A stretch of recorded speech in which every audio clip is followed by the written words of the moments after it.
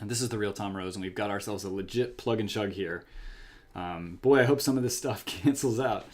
Let's plug away and see what happens. So 1 over 2x is 1 over 2 times 3 plus 1 over 3 times y, which is negative 2,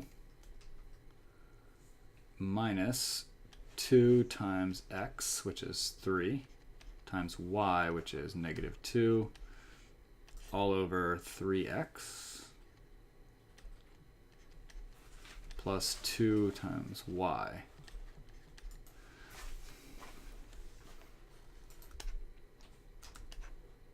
All right, let's go to the next.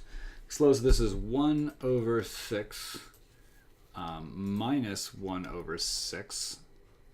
That's nice, those cancel out. Minus, let's see, 2 times 3 is 6 times negative 2 is negative 12 over 3 times 3 is 9, and this should be minus 2 times 2 is 4. So let's keep going. We have, let's cancel out these two negatives. So minus negative 12, for example, this is just equal to 12 over 5. And that is one of our answer choices. So that was not as bad as I thought it was going to be.